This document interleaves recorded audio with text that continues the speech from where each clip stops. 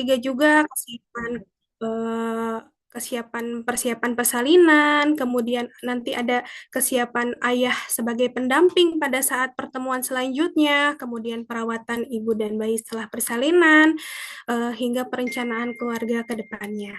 Semua kelas dirancang agar ayah bunda lebih tenang, lebih siap, dan lebih percaya diri dalam menghadapi kehamilan hingga persalinan. Nah, tentunya pada saat trimester 2 ini banyak bunda yang menganggap atau menyebutnya sebagai golden period, yaitu atau masa yang paling nyaman nih buat bundanya.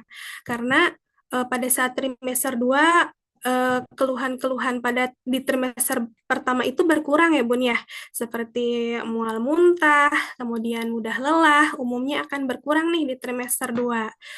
Kemudian energi bunda juga biasanya akan kembali meningkat nih. Biasanya kan kalau di trimester 1 itu lemes karena emang asupan makanannya juga kurang ya karena ada mual muntah. Kemudian kalau di trimester 2 itu nafsu makan juga akan lebih membaik nih dan juga perut belum terlalu membesar ya sehingga aktivitas sehari-hari juga masih dirasa lebih nyaman. Oleh karena itu di trimester 2 ini menjadi waktu yang baik nih buat bunda-bundanya untuk mulai mempersiapkan kondisi fisik menuju persalinan.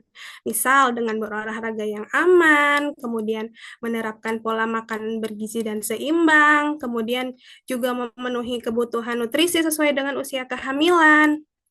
Nah, dengan persiapan yang dilakukan sejak sekarang nih, diharapkan bundanya dapat menjalani sisa masa kehamilan dengan lebih sehat dan lebih siap pada saat nanti persalinan nanti ya.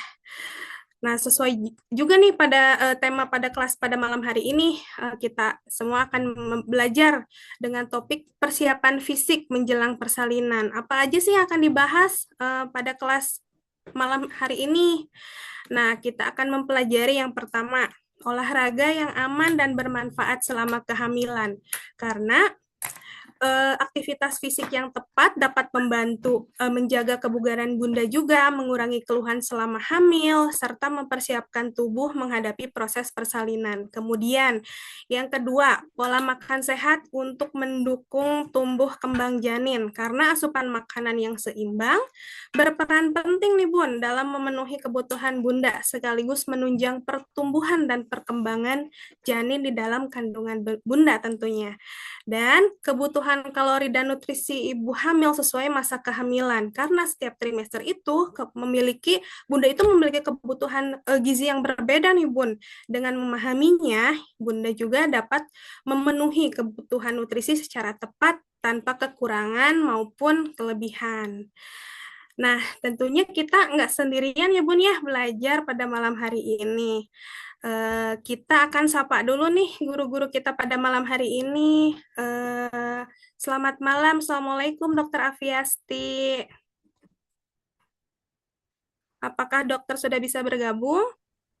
Selamat malam, Teh Anggit dan bunda-bunda semua. Ya, dokter gimana? Apa kabar? Alhamdulillah, baik. Baik, Alhamdulillah. Dokter sudah lama tidak bertemu dok di klinik. Baru ditinggal cuti ya. Iya.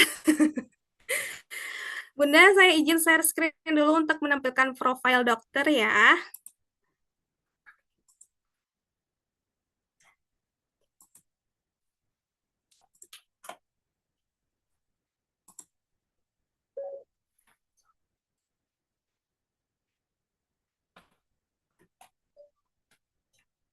Apakah sudah terlihat?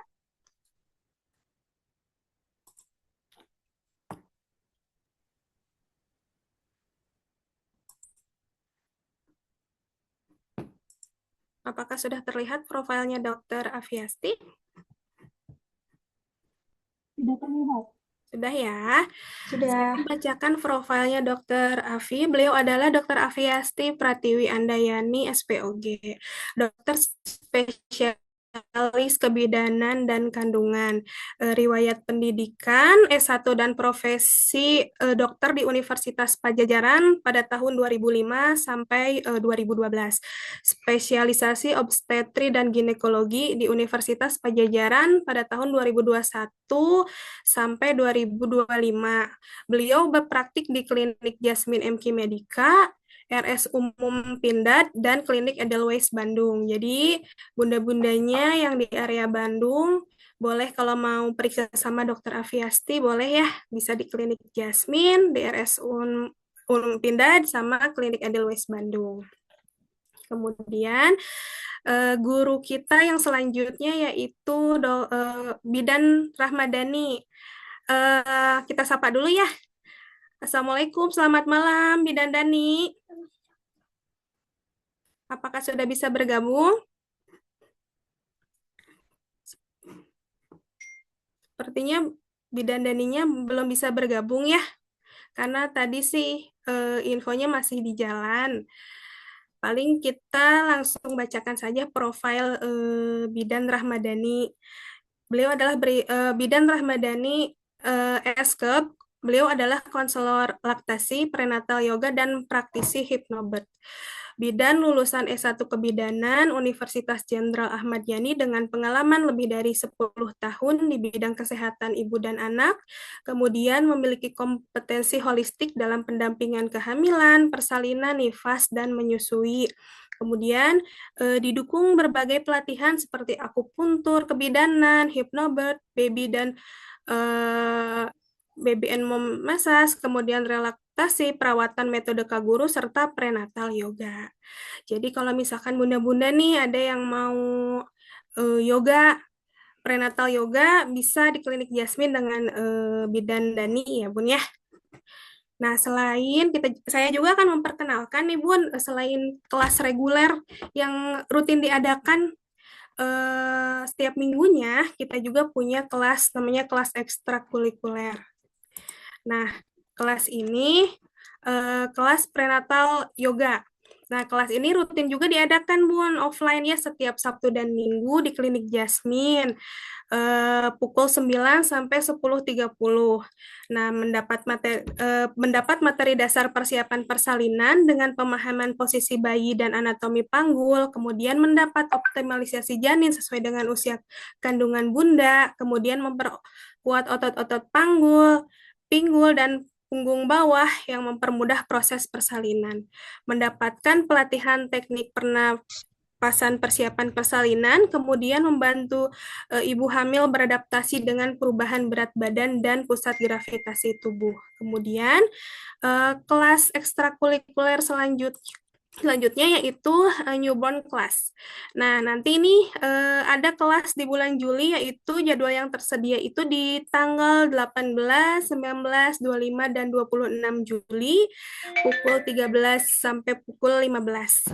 Yang dipelajari yaitu tanda bayi sehat dan kapan waspada, kemudian memandikan dan merawat tali pusat, kemudian dasar menyusui, perawatan bayi baru lahir, membendong yang aman dan aman, pijat bayi dan tummy time, dan pijat oksitosin ya.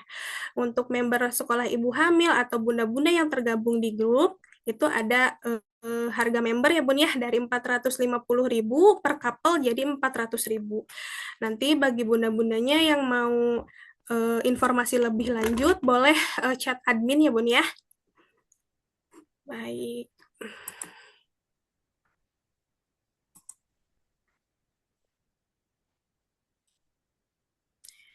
Nah, sebelum kita mulai, bundanya boleh mempersiapkan catatan bila diperlukan ya Bun ya, atau misalkan HP untuk catatannya. Jika ada pertanyaan, dapat disampaikan nanti pada saat sesi tanya jawab, boleh ditampung dulu di kolom chat ya Bun ya. Mohon mengikuti kelas hingga selesai agar manfaatnya optimal. Nah, tanpa berlama-lama lagi, mari kita mulai kelas pada malam hari ini. Yang pertama akan disampaikan oleh Dr. Aviasti dulu ya dok. Waktu dan layar kami persilahkan. Cek, cek, cek.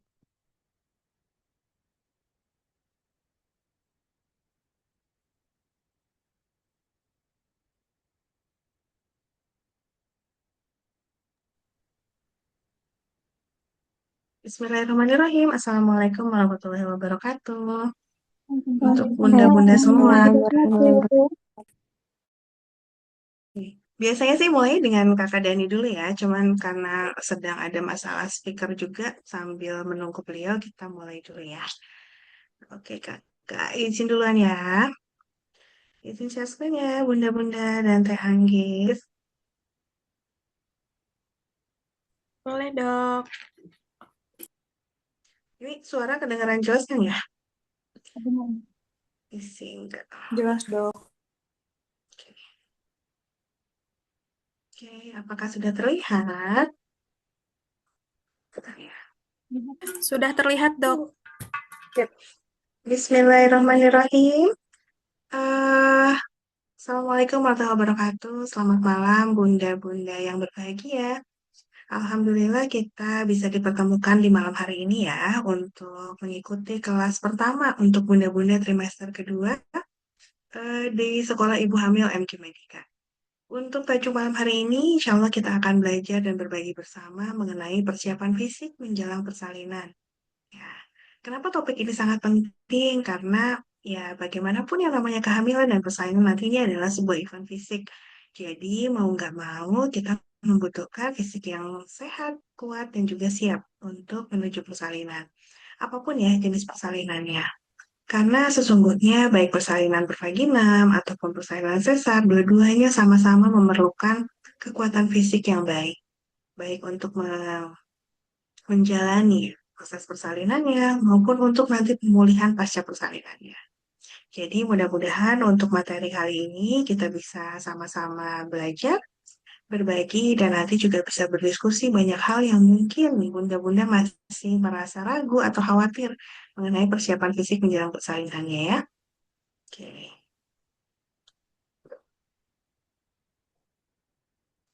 Nah, ini adalah sebuah fun fact kali ya, apa yang bisa menjadi pengingat ataupun juga motivasi untuk bunda-bunda yang akan menghadapi proses persalinan dan juga tentunya saat menjalani kehamilan sekarang. Jadi, ibu hamil itu berdasarkan penelitian itu memerlukan lebih dari 50.000 kalori hanya untuk menunjang pertumbuhan janin di dalam kandungan. Jadi ini adalah jumlah kalori yang cukup banyak sekali ya. Dan ini hanya untuk menunjang pertumbuhan janinnya saja, belum termasuk untuk menjaga kondisi ibu dan maintenance untuk kegiatan bunda di sehari-hari. Jadi makanya penting sekali untuk menjaga kebutuhan nutrisi ini dapat tercukupi. Dan tapi juga harus hati-hati, jangan sampai berlebihan. Nah, kenapa sih kok kalori ini ternyata diperlukan banyak sekali selama kehamilan dan juga proses persalinan? Karena kehamilan itu sendiri ternyata memerlukan energi yang setara dengan berlari maraton setiap hari selama 40 minggu. Jadi kalau bunda-bunda di sini yang sedang memasuki trimester kedua, selamat mungkin Anda sudah 20 kali setidaknya melakukan maraton. Ya, yang bahkan mungkin untuk seorang atlet profesional aja nggak akan sebanyak itu kali ya ikutan maratonnya. Nah ini bayangkan kita setiap hari selama 40 minggu itu melakukan lari maraton. Segitu gedenya kalori, energi yang dibutuhkan untuk bisa memaintain kondisi kehamilan bunda dan janin dengan baik. Nah, nanti pada saat hari hanya pada saat proses persalinan, terutama misalnya persalinan bervaginam ya, nah, ini akan membakar sedikitnya 500 sampai 1000 kalori. Ini itu kurang lebih setara bunda itu berenang 90 menit tanpa jeda istirahat. Nah, itu ngalah-ngalahin juara dunia Olimpiade. Jadi, kita harus waspada, tapi sekaligus juga berbangga bahwa kita sudah diberikan anugerah berupa kehamilan dan insya Allah nanti proses persalinan yang dimudahkan dan ternyata perjuangan kita segini luar biasanya untuk bisa menghadirkan generasi kita ke dunia. Jadi intinya hamil dan bersalin itu bisa jadi merupakan tantangan fisik paling berat yang akan dihadapi seorang perempuan sepanjang hidupnya. Makanya persiapannya juga pastinya nggak bisa kaleng-kaleng, nggak bisa sembarangan. Karena ya kapan lagi kita akan menghadapi tantangan fisik seperti ini.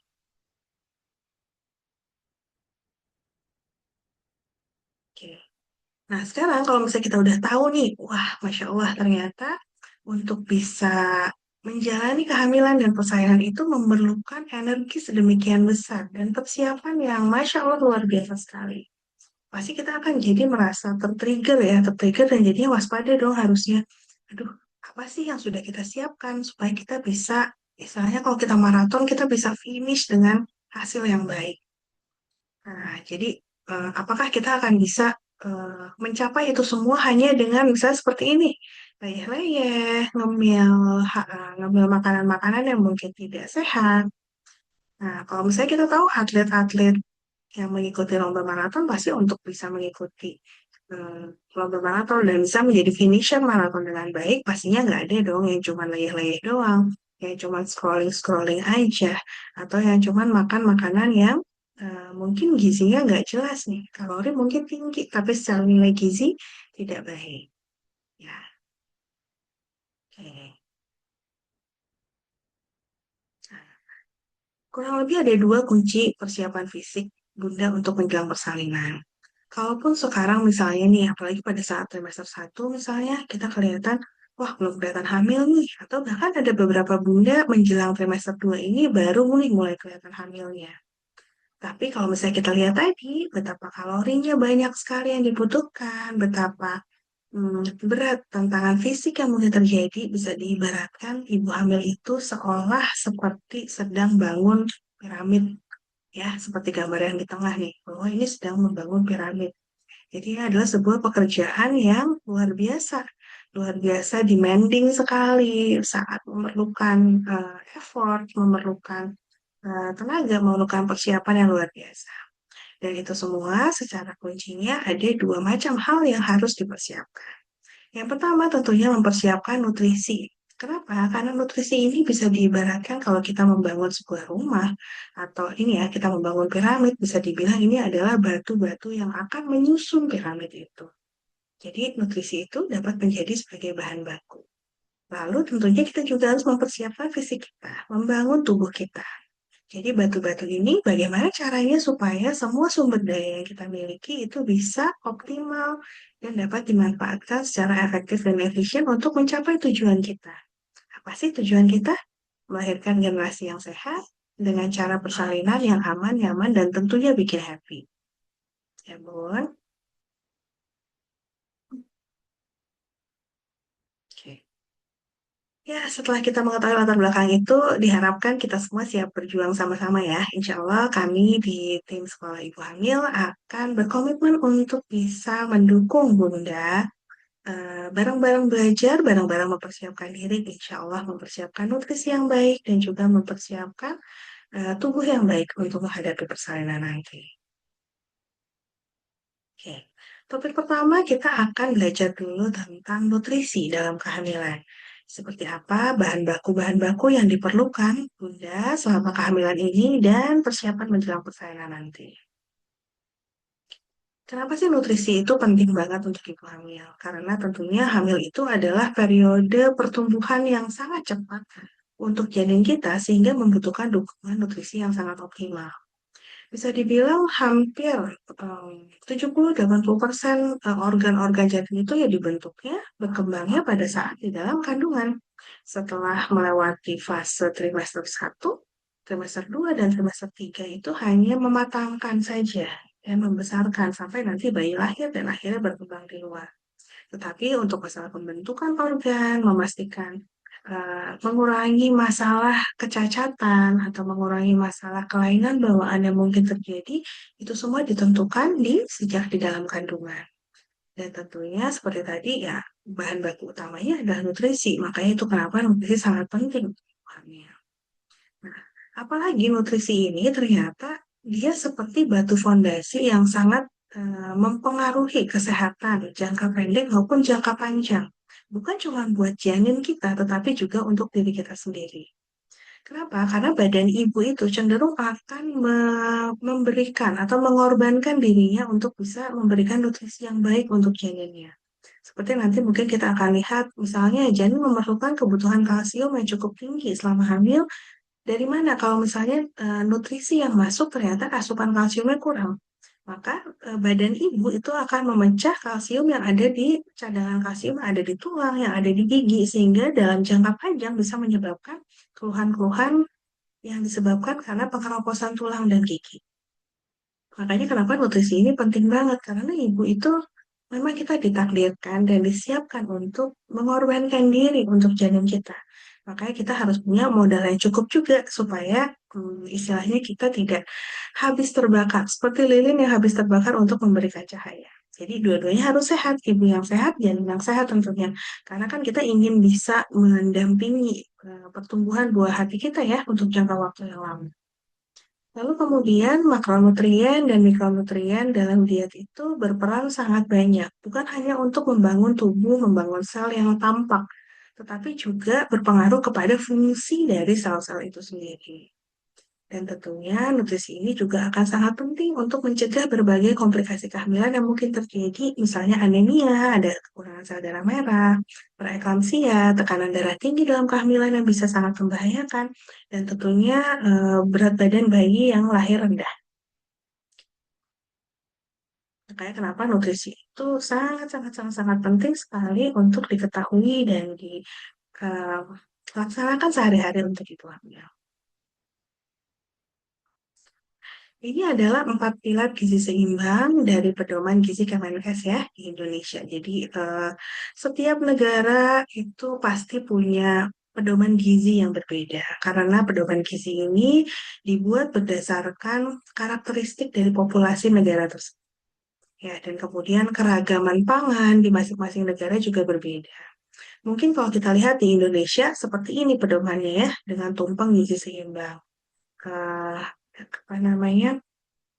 Ada bahan makanan pokok seperti biji-bijian, nasi, ya karbohidrat 3 sampai 4 porsi sehari, lalu kemudian sayur 3 sampai 4 porsi, buah-buahan 2 hingga 3 porsi, lalu ada protein 2 hingga 4 porsi dan juga ditambah 18 air. Serta zat-zat tambahan makanan ya supaya makanannya lebih enak ya seperti gula, garam atau minyak secukupnya saja. Mungkin kalau misalnya bunda-bunda misalnya ada yang berasal dari atau kebetulan sedang tinggal di negara yang di luar Indonesia, bisa jadi proporsi ini akan sedikit berbeda disesuaikan dengan kondisi di sana. Tapi intinya 14 seimbang itu yang pertama adalah bagaimana bunda dapat mengkonsumsi aneka ragam pangan dengan proporsional. Jadi ini adalah panduan ya untuk proporsi karbohidrat, buah, sayur, protein. Tapi kalau jenisnya apa itu bisa divariasikan dengan beraneka ragam. Lalu yang kedua, yang terpenting juga adalah membiasakan perilaku hidup bersih dan sehat. Seperti misalnya kebiasaan-kebiasaan mencuci tangan, kemudian tidak jajan sembarangan. Karena ini adalah masalah infeksi, itu masih menjadi masalah besar yang menghantui ya, masalah kesehatan di Indonesia, termasuk kesehatan ibu hamil. Kalau misalnya kita lihat populasi yang lebih luas, misalnya ibu hamil yang cacingan, itu masih ada dan masih banyak ditemukan. Tentunya ini akan mempengaruhi kesehatan kehamilannya dan juga nanti mempengaruhi perkembangan janin dan juga bayi yang dilahirkan. Lalu kemudian yang ketiga, jangan lupa asupan makanan yang baik dan cukup ini harus diimbangi juga dengan aktivitas fisik yang memadai juga. Kenapa? Karena kalau misalnya kalori yang masuk banyak tapi tidak diimbangi dengan aktivitas yang fisik yang baik, bisa jadi kalori yang masuk malah jadi berlebihan. Apalagi kan ibu hamil cenderung lapar mulu ya kebawaannya ya. Lapar terus. Jadi akhirnya makan terus tapi aktivitas fisiknya minimal. Akhirnya pemantauan berat badannya jadi berlebihan kenaikannya. Nah, ini adalah hal yang harus menjadi perhatian kita semua. Kenapa? Karena kenaikan berat badan yang tidak baik, baik itu berlebihan atau ternyata kurang kenaikan berat badannya, bisa menyebabkan terjadinya komplikasi kehamilan dan juga komplikasi persalinan. Dokter, mohon Ini penting izin, banget ya. Oh, azan azan ya? Isya. Iya, Oke, kita habis hentikan sholat ini sejenak ya. ya dok ya, sampai selesai azan. Oke, sip, mangga. Dilanjutkan nanti ya Bunda ya.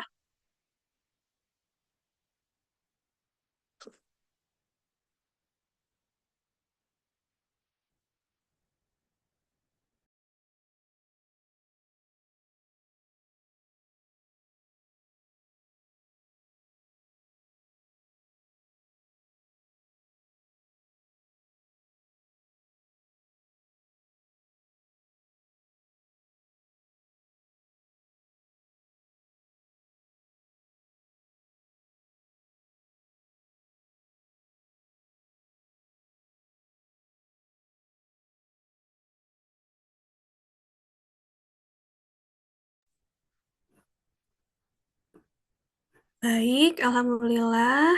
eh Sholat Isya udah selesai ya Bun ya. Apakah bunda-bundanya sudah bisa bergabung kembali?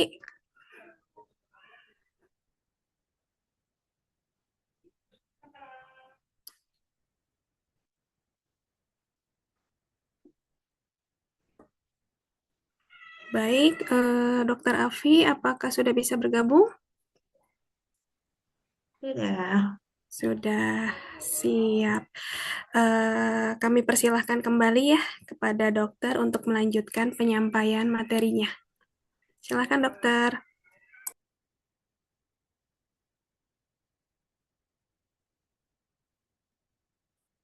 Bismillah ya, kita lanjutkan kembali. Semoga nanti yang masih belum bergabung kembali bisa kembali bergabung.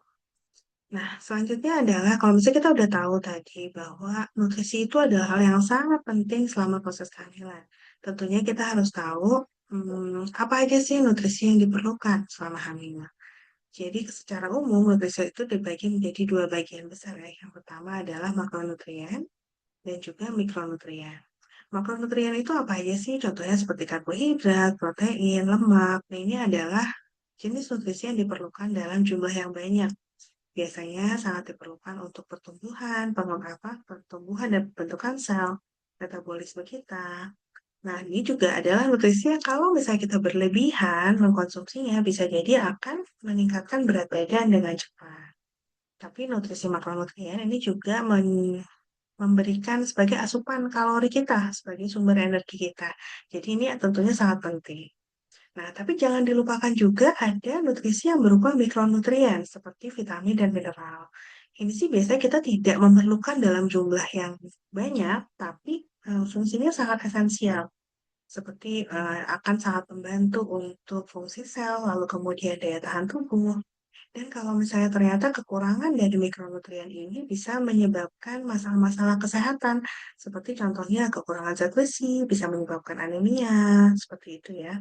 Jadi makanya penting sekali mikronutrien ini juga diperhatikan. Jadi makan itu gini, makronutrien itu akan bikin kenyang. Tapi untuk mencukupi kebutuhan kita, kita tidak hanya cukup dengan kenyang aja, tapi juga jenisnya harus beragam dan dilengkapi. Karena ternyata ada mikronutrien yang dibutuhkan juga selain makronutrien ini. Oke, ya, makronutrien contoh-contohnya karbohidrat, protein, dan juga zat lemak. Nah, untuk karbohidrat dia fungsinya adalah sumber energi. Kita mungkin udah familiar banget ya dengan karbohidrat. Kalau di Indonesia mungkin makanan pokoknya kita seperti nasi ya, atau misalnya umbi-umbian, seperti ubi, kentang, singkong, itu yang biasa kita konsumsi di Indonesia. Konsumsi makanan pokok itu 3 sampai 4 porsi per hari. Kalau sederhananya, satu porsi itu seberapa sih, Dok? Sederhananya kita bisa melihat kepalan tangan kita. Jadi kalau makan nasi, nasi satu porsinya nasi kita itu ada kurang lebih satu kepala tangan bunda. Ya. Nah, jadi ini adalah satu porsi. Ini kita bisa 3 sampai 4 porsi per hari. Oke. Nah, yang harus diperhatikan adalah sumber karbohidrat ini biasanya memiliki kandungan gula yang cukup tinggi. Jadi kalau kita berlebihan atau kita misalnya memilih karbohidrat yang ini adalah karbohidrat yang sederhana, yang gampang untuk diubah menjadi gula, ini biasanya kadar gula darah kita bisa menjadi kurang stabil. Dan juga rentan banget terjadi peningkatan berat badan yang berlebihan kalau kita mengkonsumsinya secara berlebihan. Karena kalau misalnya dari karbohidrat lalu dipecah jadi gula, akhirnya nanti akan ditumpuk sebagai lemak. Ya, jadi makanya karbohidrat ini eh, baik-baiklah kita memilihnya. Nah, seperti itu. Lalu kemudian protein yang selanjutnya ya, yang sangat penting. Protein sangat penting karena tadi kita sedang membangun tubuh ibu dan juga tubuh janin. Serta jangan lupa juga fungsi dari plasenta. Nah, kebutuhan protein itu dibutuhkan sekitar 75 sampai 100 gram per hari. Kurang lebih itu setara dengan 2 potong ikan, 2 butir telur, dan juga secangkir tempe. Kalau potongan ikan itu kurang lebih segimana amannya minimal banget kita seperti ini, telapak tangan kita. Ini adalah ukuran untuk satu porsi protein. Ikan, ayam, daging, ini satu porsinya kurang lebih seukuran tangan kita. Ya, telapak tangan. Tanpa jari-jari ya, di bagian telapak tangannya. Jadi kalau mau sederhananya, hitung porsinya seperti itu. Nah, memenuhi kebutuhan protein ini penting banget selama kehamilan, terutama pada saat trimester kedua dan ketiga. Karena di saat inilah pertumbuhan janin itu sedang membentuk otot janin. Makanya sangat penting kebutuhan protein di sana. Dan juga badan ibu sendiri itu juga sangat memerlukan asupan protein untuk mempersiapkan diri menjelang persalinannya. Sumber protein dari mana aja? Mungkin kita sudah familiar, ada produk-produk hewani, ikan, telur, daging, susu, atau juga produk-produk yang berasal dari tumbuh-tumbuhan, seperti misalnya yang populer di Indonesia, tempe, tahu, atau kacang-kacangan. Ya, jadi ini diusahakan bisa dikombinasikan antara lauk yang protein hewani dan juga yang dari protein nabati.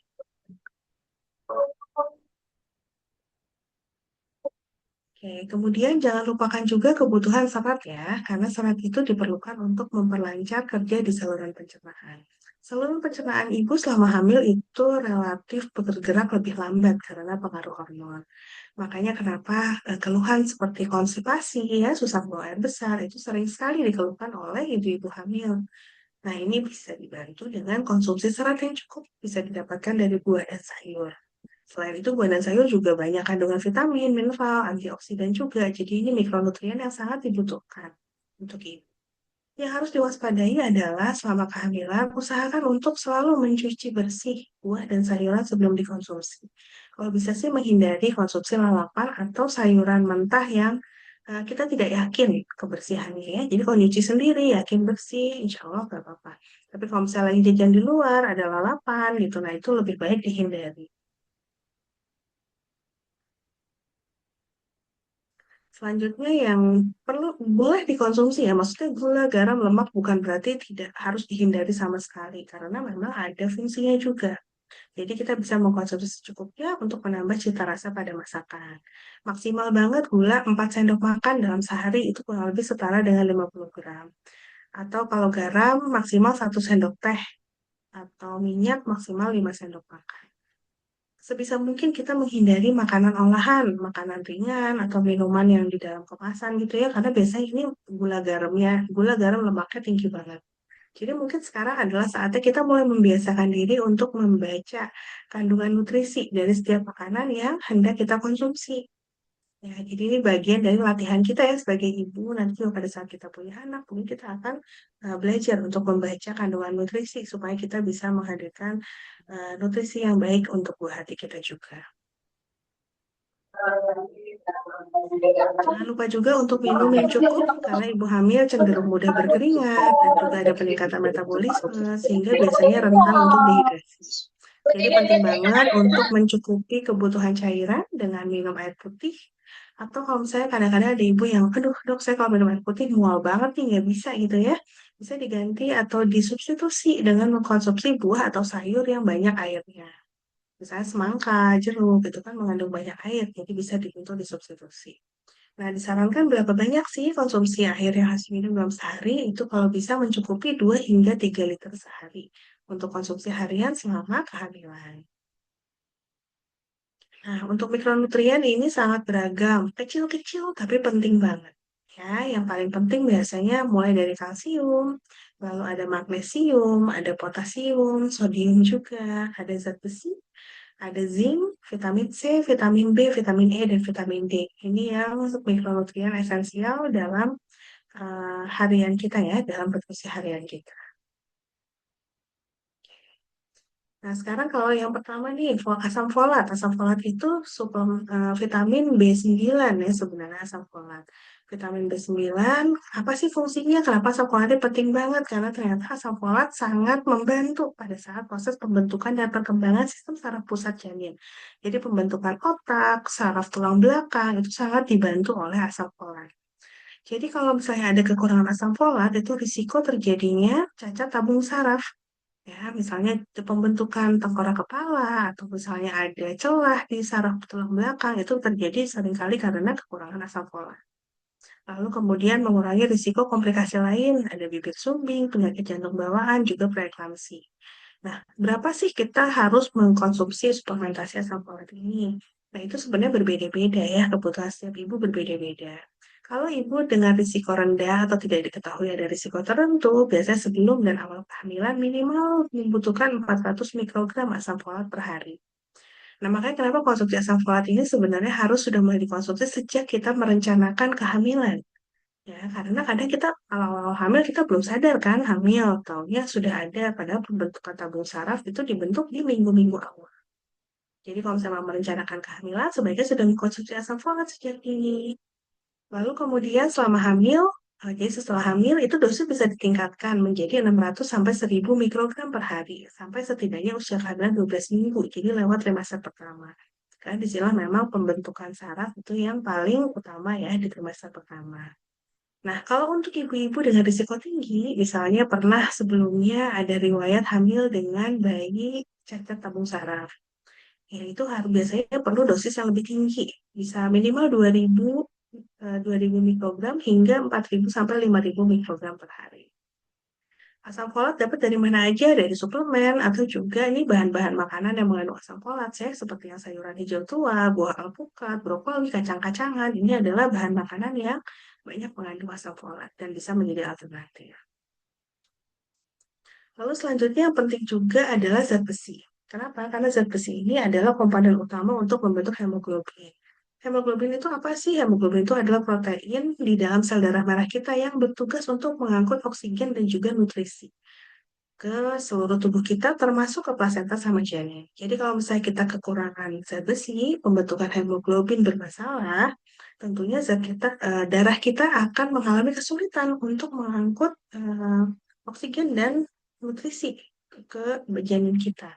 Makanya bisa jadi pertumbuhan janin pun akan terhambat, lalu kemudian fungsi-fungsi organ bunda juga akan mengalami masalah.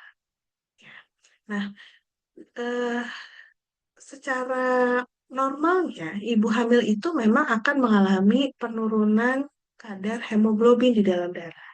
Kenapa? Karena ibu hamil akan mengalami peningkatan volume darah, mulai dari trimester 2 dan juga trimester 3. Makanya kenapa sebaiknya ibu hamil punya modal HB yang cukup sebelum kehamilan. Karena memang pada saat hamil relatif akan turun. Ya. Eh, Makanya kenapa juga dok saya kan HB-nya normal, apa saya perlu ya mengkonsumsi zat besi? Nah itu tetap diperlukan walaupun ibu dengan HB normal. Kenapa? Karena diperlukan untuk maintenance. Jadi memastikan HB-nya akan tetap normal hingga di akhir kehamilan. Ya. Gejalanya gimana kalau anemia? Biasanya cepat lelah, pucat, pusing, gampang sesak nafas, dan ini bisa menyebabkan risiko persalinan prematur, bayi berat lahir rendah, dan juga tentunya perdarahan pada saat pasca persalinan. Penting sekali untuk melakukan pemeriksaan laboratorium di awal kehamilan, sesegera mungkin saat kita tahu hamil, supaya kita bisa tahu apakah ada kondisi anemia yang memerlukan perhatian khusus atau tidak. Kadar HB normal itu 10,5 gram per desiliter pada trimester pertama dan ketiga, dan kemudian minimal 11 pada saat trimester kedua. Jadi untuk bunda-bunda yang belum melakukan pemeriksaan laboratorium, segera diperiksakan.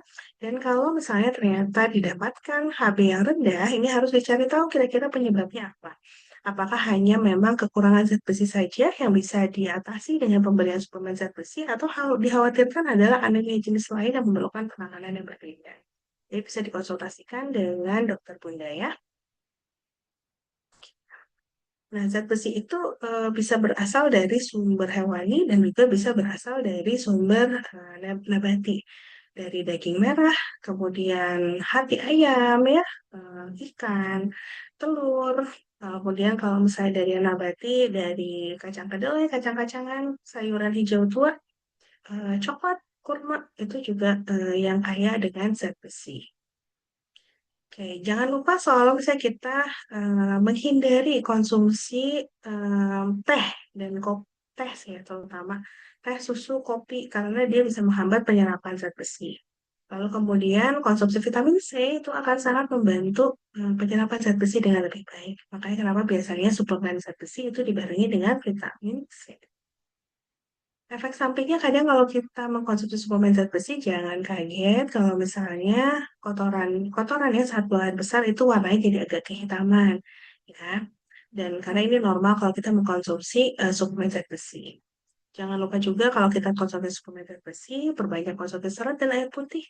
Karena salah satu efek sampingnya adalah konstipasi atau susah buang air besar. Oke.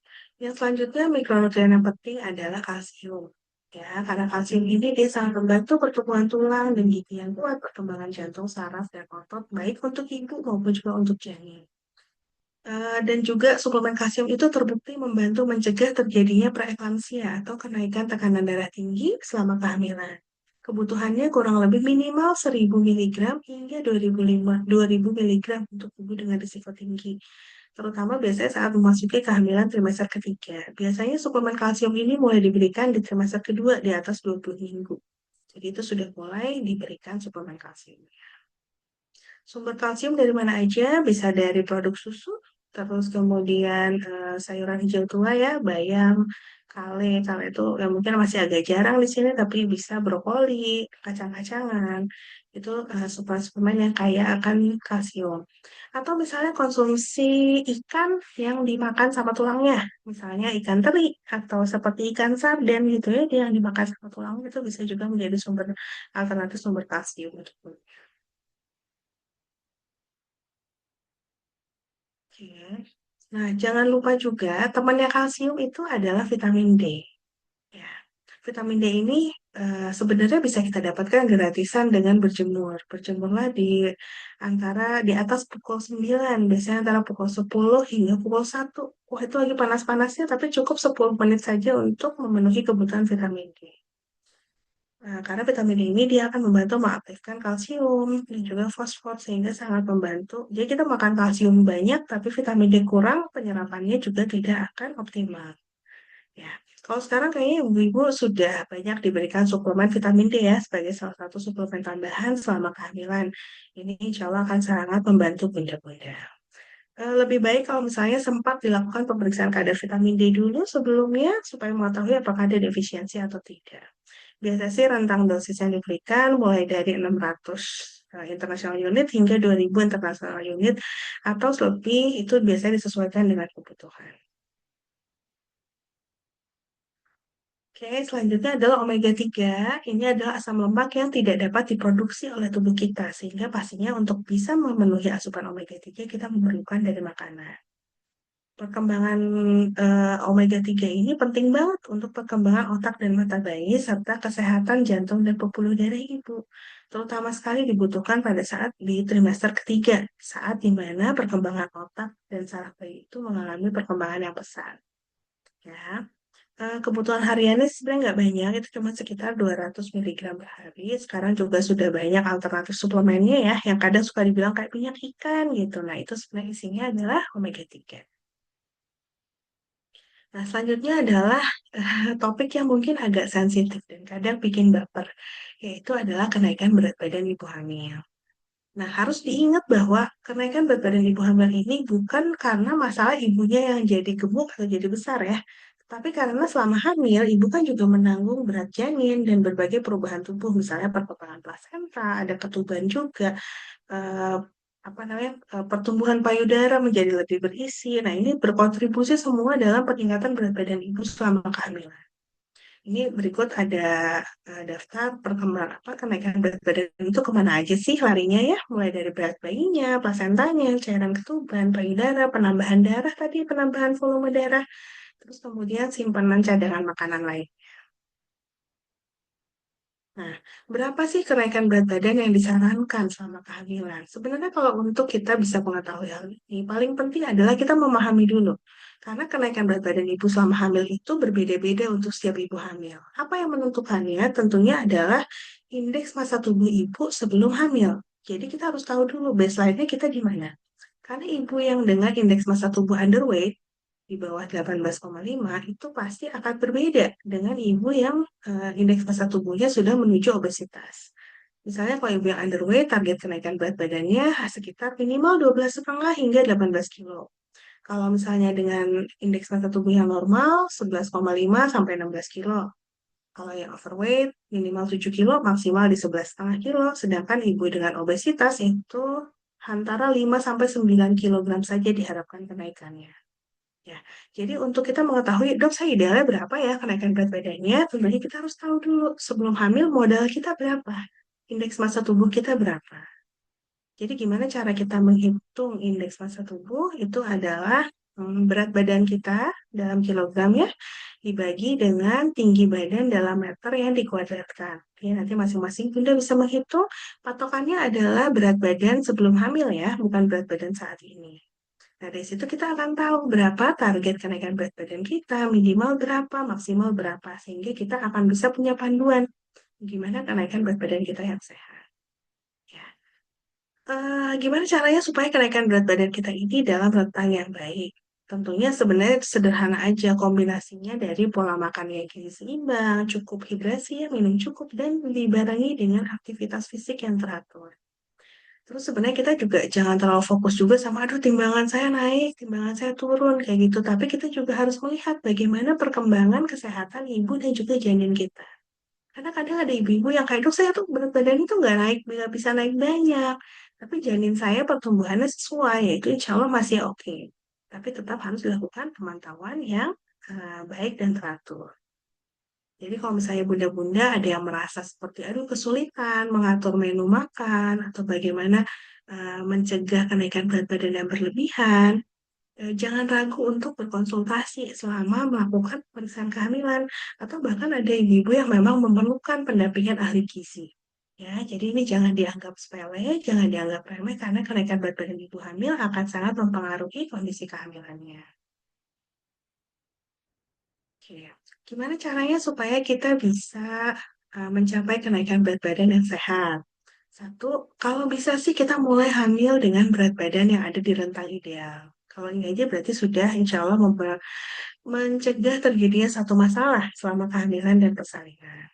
Lalu yang kedua, makan gizi seimbang dengan tambahan energi ekstra sesuai kebutuhan. Jadi makan misalnya makan berat 3 kali sehari, ditambahkan dengan 2 kali snack.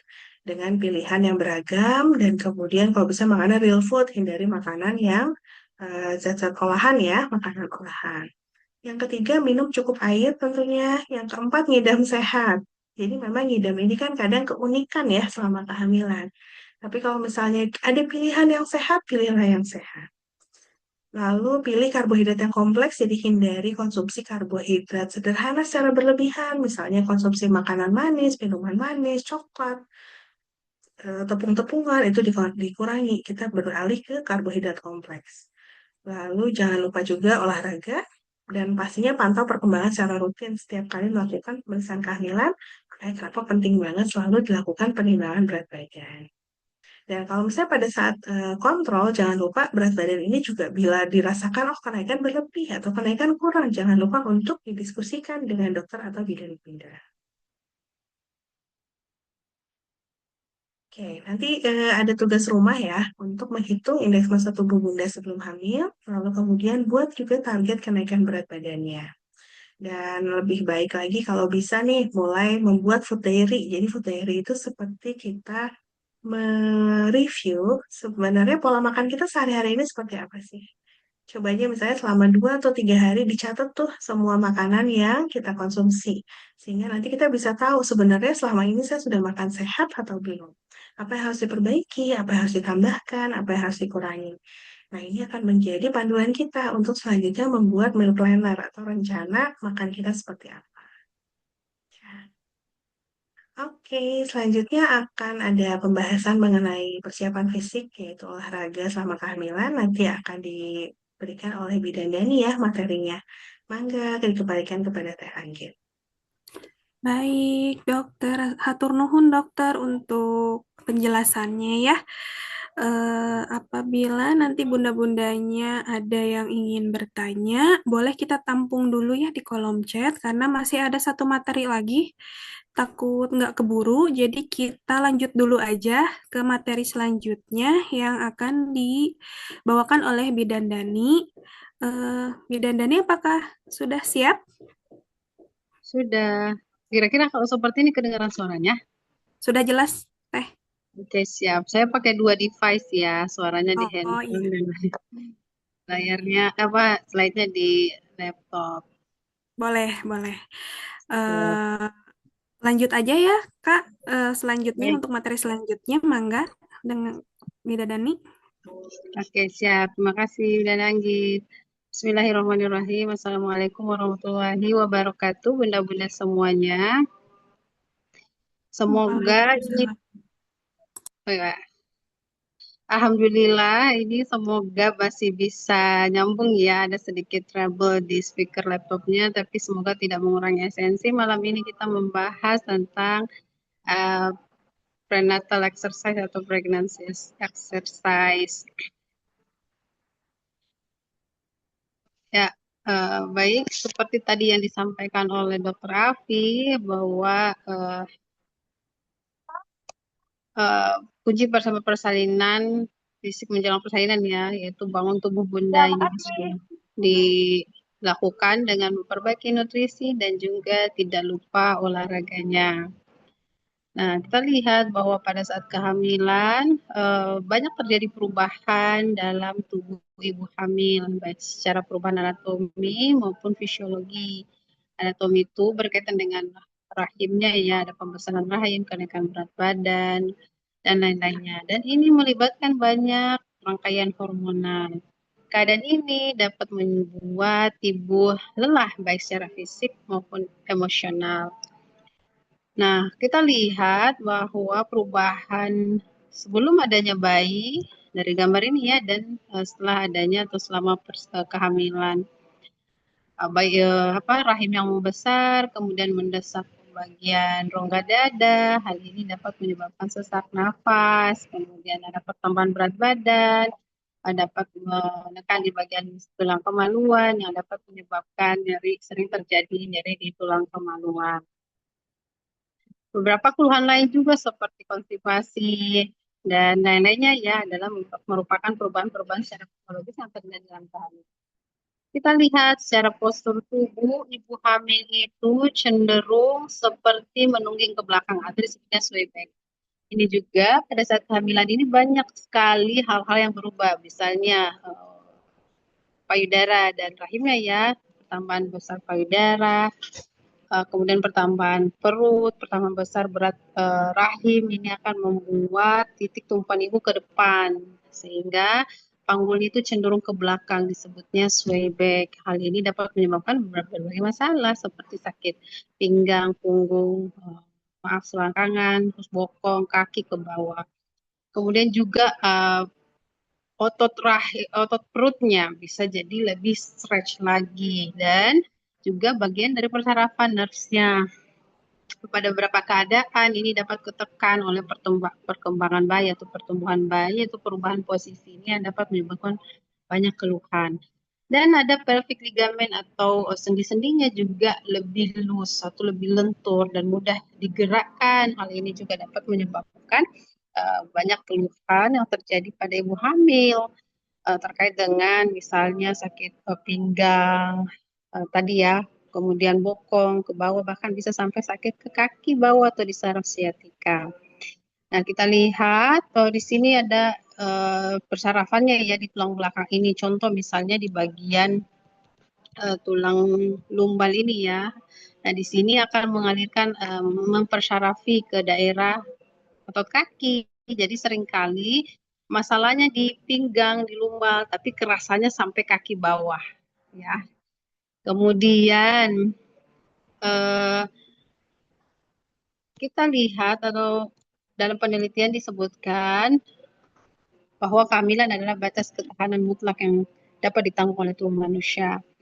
Dengan kata lain, kehamilan setara dengan energi dengan berlatih maraton setiap hari selama 40 minggu.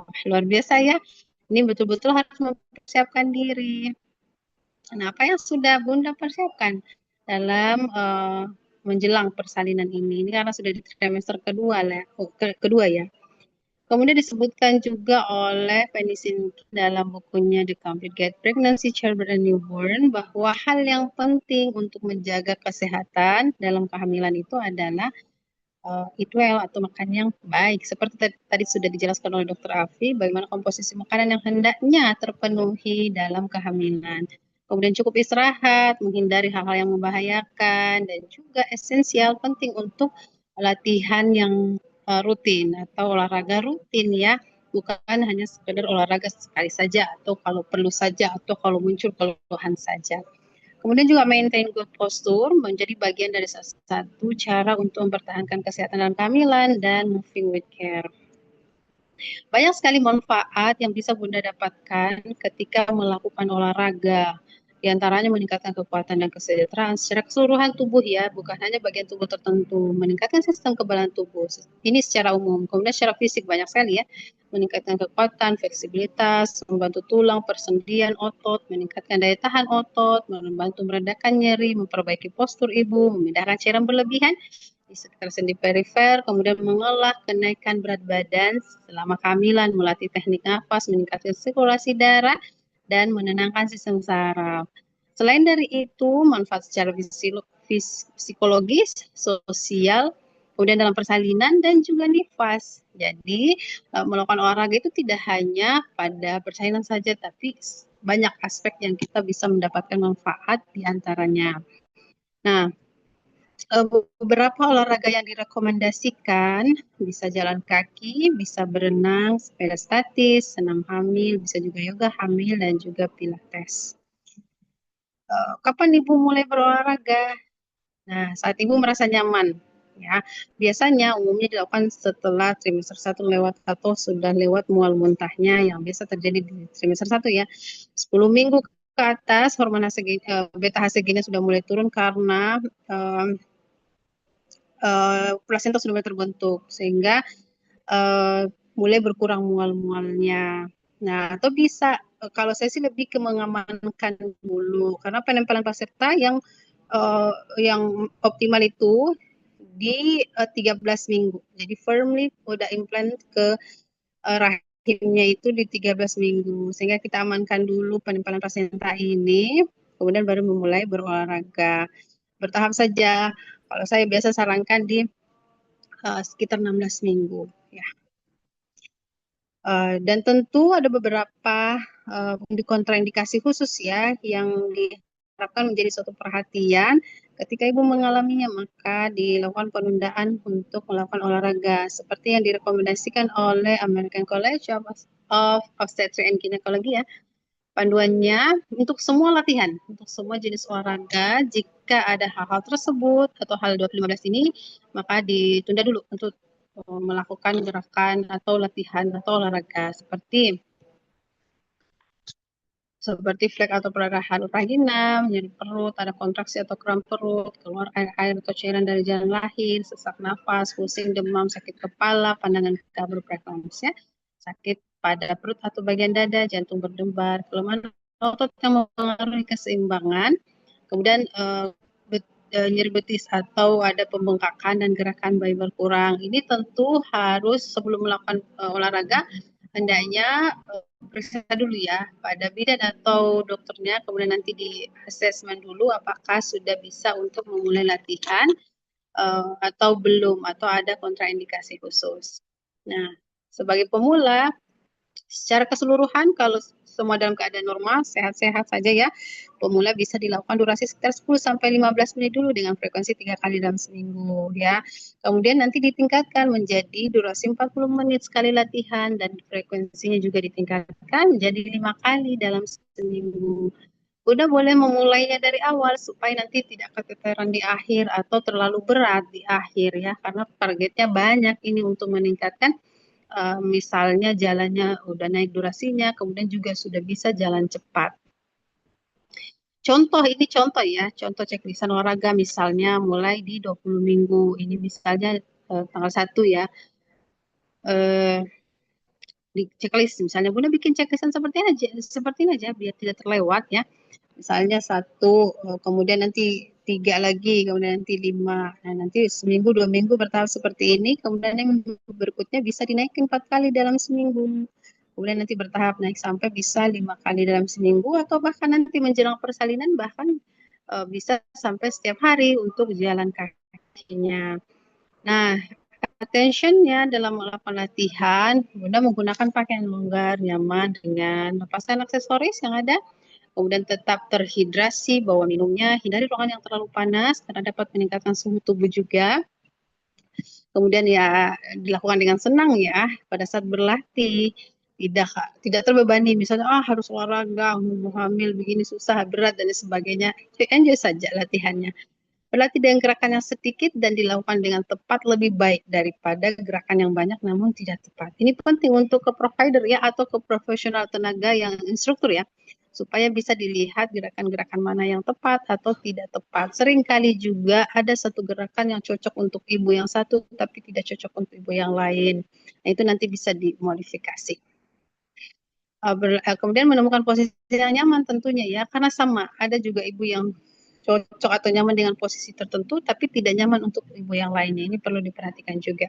Kemudian memilih gerakan yang tidak berisiko, utamakan keselamatan, kemudian lakukan latihan secara rutin dan terus menerus ya sampai nanti masuk persalinan.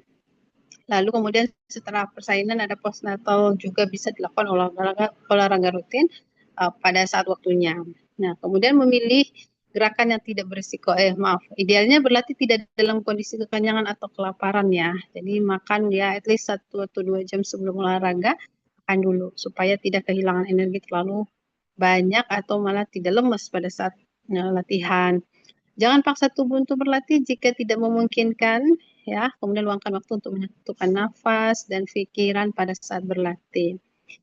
Nah, tadi menurut Penny Simkin juga dianjurkan untuk mendapatkan kehamilan yang sehat, yaitu postur tubuh ya. Kita lihat ini penting banget nih pada saat kehamilan, bagaimana mengoptimalkan posisi ibu dan juga posisi bayi ya. Bukan hanya posisi bayi tapi juga posisi ibu penting untuk kita optimalkan. Seperti apa optimal posisi ibu? Contoh misalnya seperti ini ya. Tadi di awal bahwa tubuh ibu hamil itu cenderung sway back pinggulnya, jadi nungging gitu. Ini yang menyebabkan banyak keluhan. Lalu bagian punggungnya itu seperti lordosis. Nah, ini bagian dari kompensasi tubuh karena adanya pertambahan berat badan dan juga pertambahan rahim atau perut ibu. Namun, keadaan ini seringkali menyebabkan banyak keluhan yang terjadi. Dan memperbaiki postur saja itu bisa menyelesaikan banyak keluhan-keluhan dalam kehamilan, seperti bahkan sesak-sesak yang kadang berhari-hari atau berbulan-bulan, bahkan memperbaiki postur aja itu bisa hilang sesaknya. Ya, kemudian sakit pinggang, sakit punggung, tulang kemaluan, kemudian bokong sampai kaki ke bawah. Ya. Nah, seperti apa postur tubuh yang baik untuk ibu hamil ya, dan ada yang benar. Kita lihat nih, kalau dia yang salah, ini tulang ekornya kebuka ya, atau disebutnya tulang panggulnya terbuka ke belakang suebek. Ya, dalam masuk tulang ekornya. Kemudian supaya nanti perutnya bisa ke atas dan tidak numpang. Jadi kalau perutnya seperti ini ya yang diingkor ini rahimnya penumpang.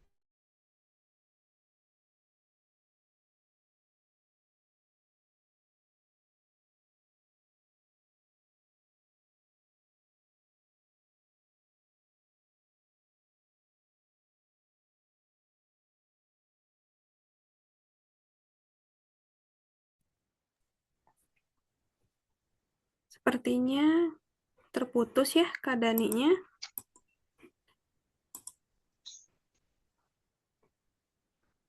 Sepertinya tadi ada kendala.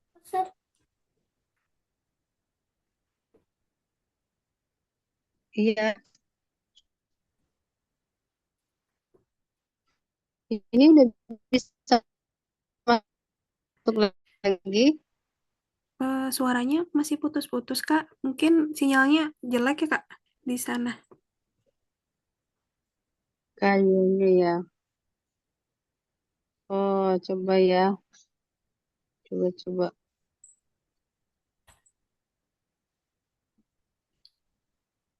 Kalau seperti ini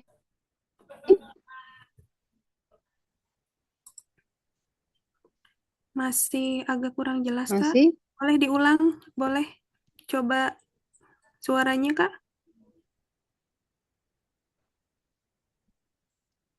kan? Ah, Kak kedengeran Kak jelas. Sudah. Oh, berarti saya harus pakai mic begini.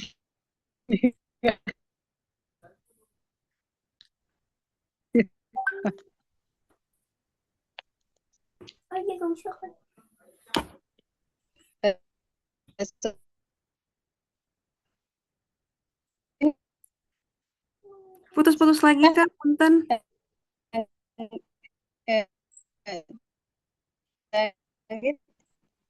Masih sedikit, masih nggak jelas suaranya. Halo, Ya, udah jelas. kayak gini bisa? Ya, Kayak gini.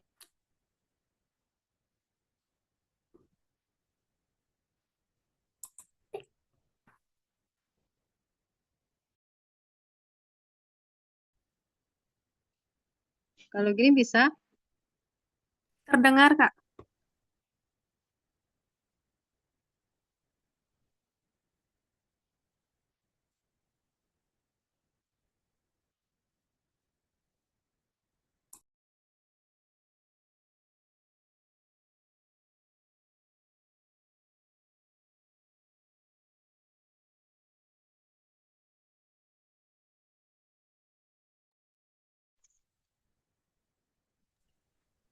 Kayak gini bisa?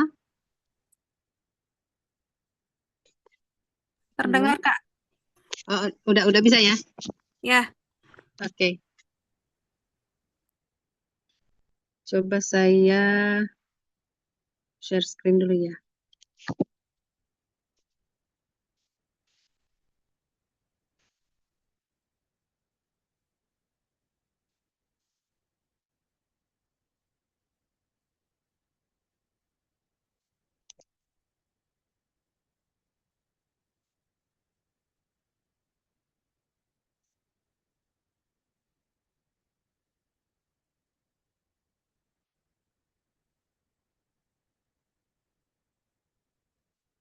Oke, gini ya, bisa ya? ya Kak, sudah terlihat. Oke, baik, bismillah. Nah, kembali lagi yang tadi ya, bahwa ada beberapa postur ya yang harus diperbaiki oleh ibu ya. Ini penting banget. Kemudian apa tadi? Masukin tulang ekornya supaya tidak bagian rahim itu tidak numpang di simfisis yang dapat menyebabkan sakit tulang kemaluan. Kemudian panjangkan punggungnya ini untuk membuka rongga dada, angkat dadanya ke atas, putar bahunya ke belakang, angkat dagunya bawa sedikit ke belakang supaya tidak ada tekukan di bagian leher atau servikal. Lututnya sedikit ditekuk. Ini postur berdiri yang tepat untuk ibu hamil. Postur duduk bisa dilakukan seperti ini. Jangan lagi ada duduk di tulang ekor seperti ini. Ini yang dapat menyebabkan sakit tulang ekor nanti ya. Jadi senderin pinggulnya ke belakang, senderan kursi atau bisa diganjal dengan bantal atau di bagian pinggang juga bisa diganjal juga boleh. Posisi tidur boleh dilakukan dengan posisi miring ya, kanan atau kiri untuk menghindari tekanan di bagian pembuluh darahnya di belakang. Kalau terlentang nanti berat bayi akan menekan di bagian pembuluh darah belakang yang dapat menyebabkan suplai oksigen ke bayi jadi berkurang, pasokan oksigennya jadi berkurang karena pembuluh darahnya menipih. Nah, ini beberapa yang harus diperhatikan oleh ibu ya dari postur berdiri, cara duduk, kemudian juga cara tidur. Nah, duduk di kursi ya, duduk di sofa juga perlu diperhatikan. Sofa itu rada miring ke belakang ya. Nah, itu harus ditinggiin lagi pinggulnya. Kemudian kalau duduk di jok mobil juga ya diperhatikan karena jok mobil itu rada turun sehingga itu yang harus dipastikan pakai bantalan aja terutama ibu-ibu yang suka nyetir sendiri atau bahkan selama kehamilan masih aktif sampai trimester 3. Nah, ini tuh nanti akan mempengaruhi juga posisi bayinya di dalam rahim. Nah, bagaimana posisi bayi yang diharapkan dalam rahim? Kita lihat gambar 1, 2, 3, dan 4. Gambar 1 letak sungsang, gambar 2 lintang, gambar 3 dan 4 itu posisi kepala di bawah. Tapi yang paling optimal adalah yang gambar nomor 3. Ya, nah, itu disebutnya telungkup. Kalau yang gambar nomor 4 itu telentang. Dengan keadaan telentang, ini biasanya posisi bayinya itu tengadah. Ini yang dapat menyebabkan diameter kepala lebih besar sehingga susah masuk panggul. Ataupun masuk panggul jadi mentok. Atau nanti lama proses persalinannya. Secara medis kita sebutnya dengan oksiput anterior atau oksiput posterior. Ini Bunda bisa tahu ya kalau melakukan pemeriksaan. Nah, yang diharapkan adalah oksiputnya anterior atau bayinya cenderung nunduk atau bayi menghadap ke punggung ibu, bukan menghadap ke depan. Nah, dengan bayi menghadap atau posisi oksiput posterior ini bayi cenderung nanti mendongak. Kenapa mendongak? Karena bagian punggungnya tertekan oleh tulang belakang ibu. Contoh misalnya tadi ya. Nah, ini kalau bayinya terlentang di dalam bagian tulang belakang ibu ini menekan ke bagian rahim sehingga bayi cenderung mendongak seperti itu ya. Kalau bayinya mendongak, nanti diameter kepalanya lebih besar sehingga menyulitkan bayi masuk ke dalam panggul.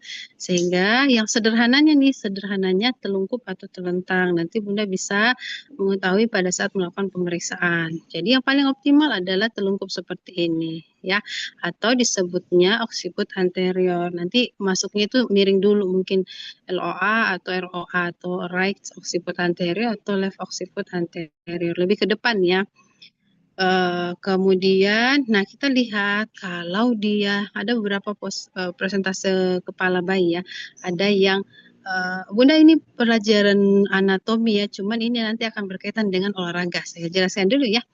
Nah, posisi seperti ini yang diharapkan ya, Bunda harus memastikan bayinya seperti ini. Jadi posisi chin to chest, nunduk seperti ini dengan harapan nanti yang turun atau pertama ke bawah itu adalah oksiput ubun-ubun kecilnya. Diameternya itu 9,5 kecil. Kalau posisi moderate flexion agak tengadah seperti ini, itu nanti diameternya 11,5. Kemudian ada yang poor flexion ini lebih besar lagi, diameternya 14. Dan ada juga yang letak muka. Ini disebutnya letak ubun-ubun kecil, ini ubun-ubun besar. Kemudian ini letak dahi dan ada letak muka. Yang paling memungkinkan untuk kelancaran persalinan adalah yang diharapkan adalah complete flexion atau bayinya chin to chest, nunduk telungkup. Karena makin terlentang bayinya nanti makin tengadah kepalanya dan menyebabkan diameternya lebih besar. Coba kita lihat dulu ya panggul. Nah, ini panggul Bunda, ada panggul atas atau ada panggul bawah, ada tengah, ada bawah. Nah, atas ini sederhananya begini Bunda. Atas ini tuh transfer itu dia diameternya 13, kemudian anterior posterior itu diameternya 11,5. Kalau kita masukin contoh misalnya posisi yang poor flexion ini dengan diameter 14, kepalanya udah nggak masuk panggul karena anterior posterior 11,5 dan ke samping transverse itu 13. Jadi memang dengan posisi kepala mendongak letak dahi itu nggak bisa masuk panggul ya. Kemudian contoh misalnya moderate flexion, letak ubun-ubun besarnya ya duluan ke bawah atau biasanya letaknya dia posterior ini cenderung terlentang bayinya ya. Nah, dengan diameter 11,5 nanti mungkin pintu atas masih panggul masih masuk, antero posterior 11,5 masih masuk kan ya. Karena 11,5 juga tadi. Kemudian transfer 13 masih masuk juga ya. Tapi nanti bakal mentok di setinggi spina sciatica disebutnya ini atau diameter bispinosum itu sekitar 9,5 sampai 10. Akhirnya apa? Bayi nanti susah turunnya. Ya, ini gambaran-gambaran panggul. Maksudnya apa? Bahwa untuk menyesuaikan bayi dengan panggul itu memang harus sesuai atau untuk memudahkan persalinan ya. Harus sesuai antara bayi dan juga panggulnya. Ya. Sementara kita nggak bisa ganti panggul kan ya. Mau panggul seperti apa tidak bisa. Tapi yang bisa kita lakukan adalah buka panggul, kemudian mengoptimalkan posisi bayi. Dan ini didapat posisi-posisi itu didapat pada saat latihan berolahraga ya. Kemudian pada saat olahraga juga dilatih ototnya. Contoh misalnya otot psoas. Ini otot psoas kiri dan kanan ini harus dilatih selama kehamilan. Fungsinya apa? Ini akan menjadi center nanti atau pusat yang mengarahkan bayi ke bawah, masuk ke pintu atau tepat di atas pintu panggul ya. Kalau salah satunya tidak seimbang, itu yang dapat menyebabkan berbagai keluhan nanti dalam kehamilan ya. Kemudian ligamen ini juga harus dilatih supaya lebih lentur. Ini akan nanti mengakomodir proses persalinan. Ini juga yang akan menopang selama kehamilan, berat badan ibu bertambah, tumpuannya pasti dipanggul sehingga pelvic floor-nya harus kuat baik secara ligamen ataupun ototnya. Dan semuanya dilatih pada saat berolahraga. Jadi jangan lewatkan olahraga dalam kehamilan. kita lihat bahwa pada saat 27 umur kehamilan 27 minggu ya Bunda sudah harus melakukan kegiatan-kegiatan atau olahraga yang membantu mengoptimalkan posisi bayi tadi ya untuk menyesuaikan uh, uh, bidang panggul dengan bayinya atau kepala bayinya. Kemudian nanti berjalan sampai di 31 minggu harusnya 31 minggu itu harusnya kepala bayi sudah di bawah ya. Dan tugasnya masih tetap mengoptimalkan posisi bayi nanti sampai 35 minggu harapannya posisi kepala bayi sudah di atas pintu panggul dan sudah optimal. Tugas ibu di sini adalah buka panggul atas, terutama untuk anak pertama ya, untuk memasukkan bayi masuk ke panggul.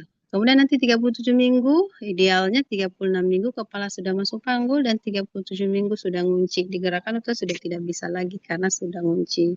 Dan tugas ibu adalah buka panggul atas. Kemudian nanti sampai fase aktif ini fase persalinan nih masih melakukan gerakan-gerakan untuk buka panggul atas, buka panggul tengah, buka panggul bawah.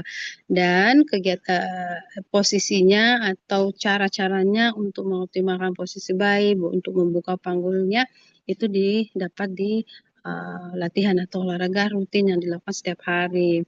Nah, beberapa contoh misalnya downward cat cow pose ini membuka pintu atas panggul dan juga ini membantu untuk mengoptimalkan posisi bayi. Downward dog, apalagi yang sungsang ini bisa membantu untuk memposisikan bayi supaya kepalanya dibawa pada ibu-ibu yang bayi sungsang. Dan banyak gerakan-gerakan ini terutama yang yoga ya, itu membantu untuk mengoptimalkan posisi ibu dan juga posisi bayi ya. Jadi kalau boleh saran bisa melakukan olahraga misalnya jalan kaki diimbangi dengan latihan yoga contoh ya. Nah, ini partner ya atau bersama suami juga bisa dilibatkan dalam melakukan beberapa kegiatan atau pose ya. Dan juga manfaatnya nanti pada saat persalinan bisa membantu Bunda kalau ayahnya tahu. Jadi nanti pada saat persalinan bisa kerjasama ya. Oke, dasar dari berolahraga ya. Bukan seberapa mahir melakukan gerakan ya, tetapi maaf. Tetapi apa saja yang Ibu pelajari dari latihan tersebut ya. Bertahap saja, olahraga bukan pertandingan, tidak perlu dibandingkan satu dengan yang lain. Dan kemudian jangan kecewa juga jika masih kaku dan sulit digerakkan. Lama-lama nanti akan terbiasa dengan gerakan dan akan lebih lentur, fleksibel. Kemudian jika dilakukan dengan rutin dan bertahap dalam jangka panjang maka akan terbebas dari cedera. Nah, ini juga perlu pemantauan dari instruktur ya supaya tidak menimbulkan cedera. Kemudian merasakan kenikmatan latihan secara relaksasi. Pada saat latihan juga bisa sambil merelaksasi dan memahami diri serta mengalami kemajuan yang berarti. Pada saat awal misalnya kesulitan bergerak, susah posisi ini dan lain sebagainya, nanti kalau sudah sering latihan, Bunda akan tahu dan akan mengalami kemajuan yang sangat berarti dalam sesi latihan. Demikian yang bisa saya sampaikan. Terima kasih atas perhatiannya. Sampai jumpa di kelas sekolah ibu hamil selanjutnya. Know better, think best, and choose right. Kembali ke Bidan Anggi. Terima kasih. Assalamualaikum warahmatullahi wabarakatuh. Waalaikumsalam warahmatullahi wabarakatuh. Terima kasih Kak Dani untuk materinya ya. Terima kasih untuk kedua narasumber kita pada malam hari ini, itu Bidan Dani dan Dr. Afiasti, untuk sharing yang sangat bermanfaat tentunya ya Bun ya. Sekarang kita sudah sampai di sesi tanya jawab ya Bun. Ini sih sudah ada ya yang bertanya di kolom chat. Boleh nanti saya bacakan ya untuk pertanyaannya.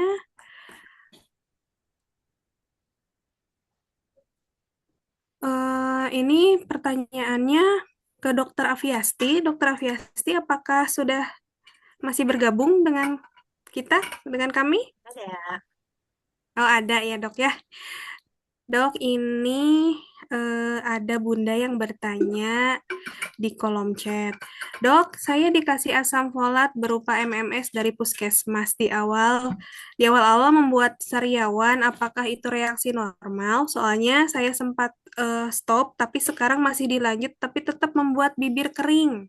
Berpengaruh nggak dok untuk tablet MMS sama sariawan itu ada kaitannya nggak? Oke. Untuk tablet MMS sih sebenarnya isinya kan dia adalah multivitamin ya untuk ibu hamil, mulai dari zat besi, vitamin B kompleks.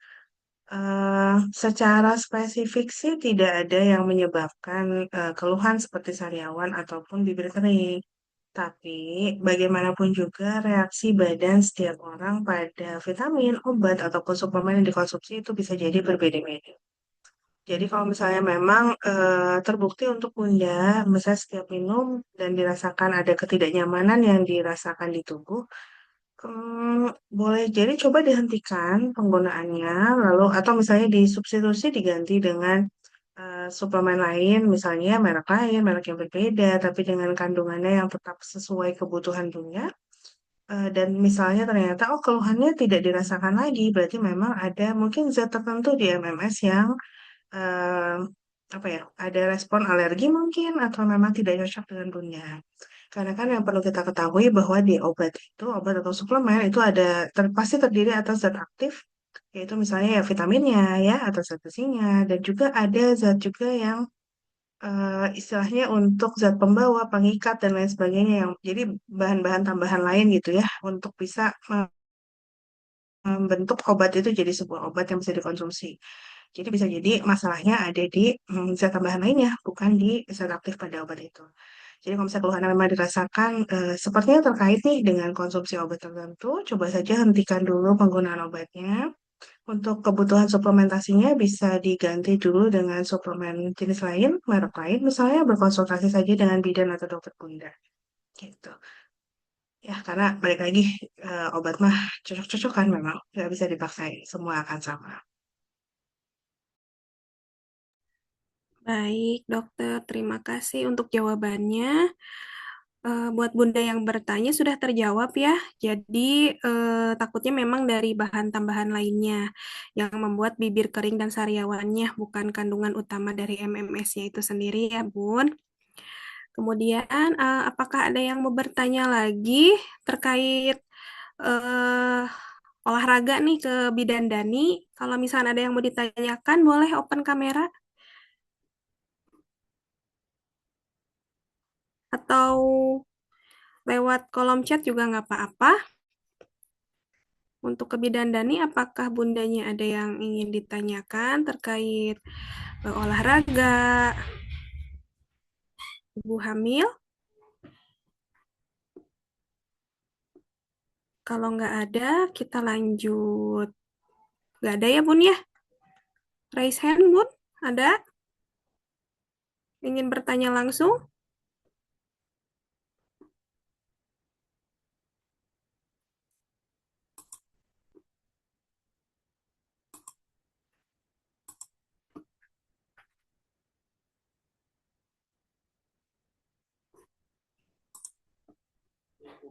Waalaikumsalam. Ada nggak, Bunda? Mau jawab.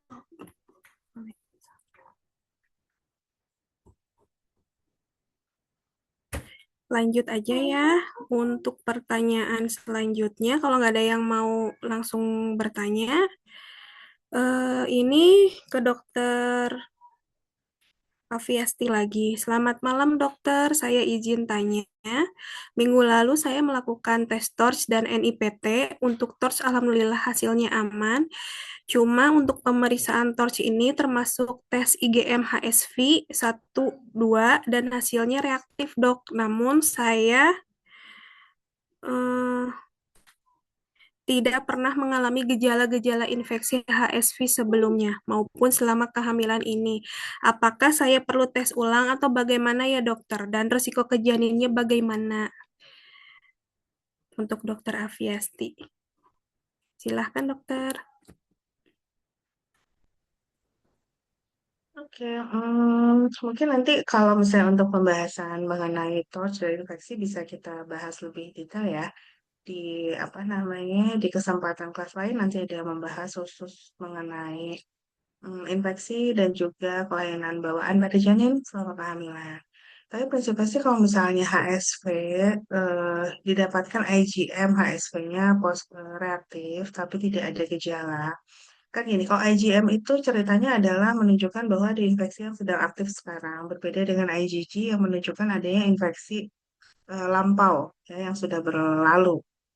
Nah, tapi khusus untuk HSV ini sebenarnya IgM HSV ini tidak bisa apa ya, nilai false positifnya relatif cukup tinggi didapatkannya. Jadi kalau misalnya memang didapatkan keluhan seperti Bunda tapi tidak disertai dengan adanya gejala infeksi aktif, misalnya tidak didapatkan keluhan, kan kalau herpes itu dia seperti ada lesi di kulit yang terasa nyeri, panas gitu ya, baik di daerah eh, apa kulit ataupun mukosa mukosa mulut, misalnya mukosa mulut atau mukosa genital. Jadi kalau misalnya tidak didapatkan keluhan seperti ini, biasanya sih disarankan untuk konfirmasi ulang dengan menggunakan tes IgG-nya juga atau kemudian bila didapatkan ada lesi aktif, mungkin harus dilakukan tes seperti PCR gitu ya. Jadi kayak di swab gitu untuk memastikan apakah memang ada infeksi aktif atau tidak. Gitu. Kemudian dan sampai dipantau apakah ada gejala lainnya. Kalau misalnya memang didapatkan ada gejala infeksi, tentunya dibutuhkan pengobatan dengan antivirus untuk mencegah kemungkinan masalah selanjutnya yang bisa selain untuk ibu juga tentunya untuk janin. Nah, kalau misalnya virus herpes sendiri sebenarnya dia banyak apa namanya ya manifestasinya mungkin ya manifestasi yang eh, mungkin bisa muncul baik untuk ibu maupun janin.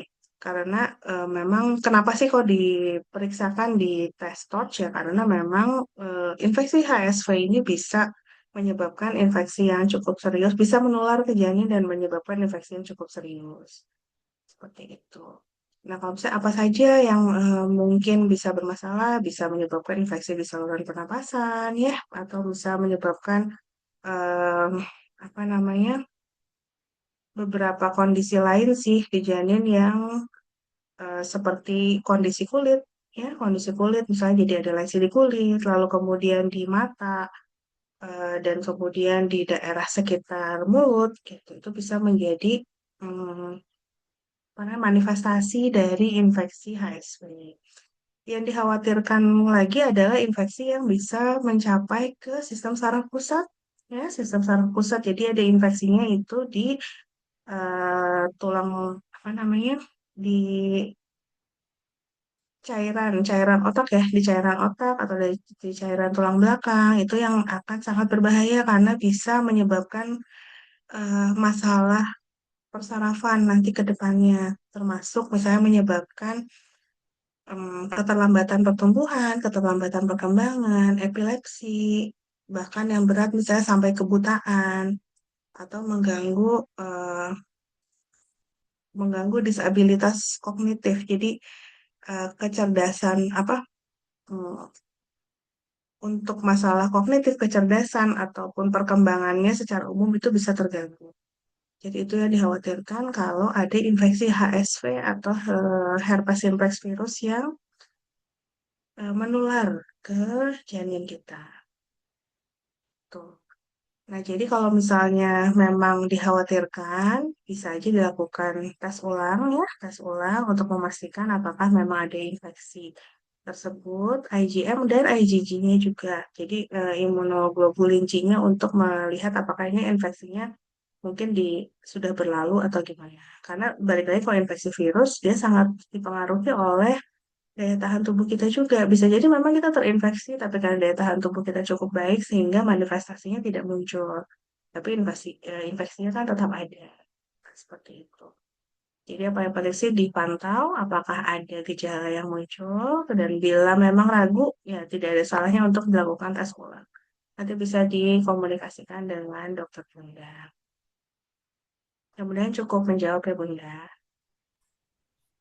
Baik, dokter. Terima kasih jawabannya. Jadi, harus cek ulang ya kalau untuk ingin memastikan lagi untuk cek, terutama untuk cek IgG-nya juga. Ini ada pertanyaan lagi ke Kak Dani nih, ke Bidan Dani. Dari Bunda Ranti, untuk yoga sebaiknya dilakukan berapa kali seminggu? Kemudian, ini ada 2 pertanyaan, kita satuin aja ya Kak Dani. Kemudian untuk olahraga itu apa boleh dari YouTube karena banyak video yoga juga di YouTube. Silahkan Kak Dani. Baik, terima kasih pertanyaannya. Untuk olahraga sebaiknya bertemu instrukturnya ya supaya bisa nanti dikoreksi eh, dengan posisi-posisinya. Misalnya ada hal-hal yang tidak sesuai oleh Bunda dan tidak semua sama seperti tadi yang dijelaskan di sebelumnya ya bahwa ada satu posisi yang tidak cocok untuk ibu yang satu tapi ada yang cocok untuk ibu yang lainnya. Sehingga kalau ketemu instruktur jadi bisa lebih diketahui. Idealnya seperti itu ya.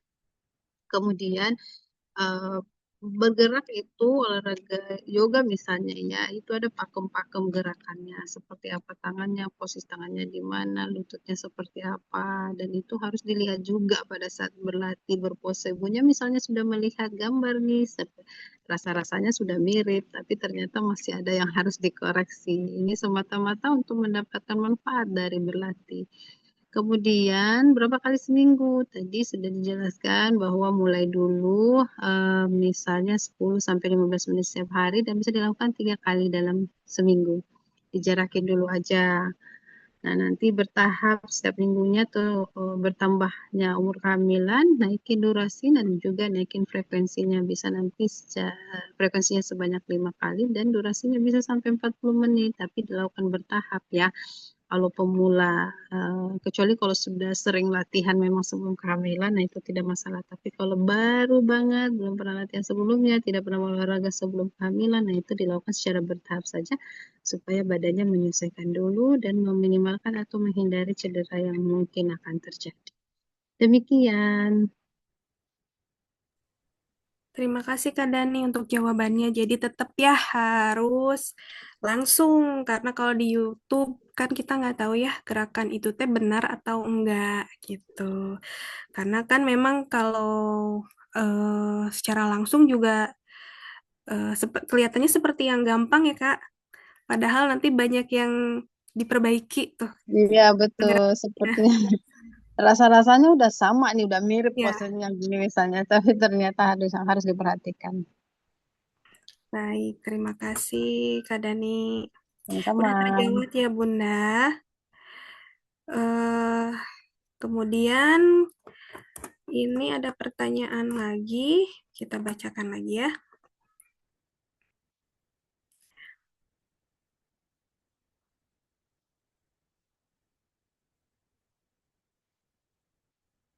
Ini dari Bunda Ami untuk Dokter Afi lagi.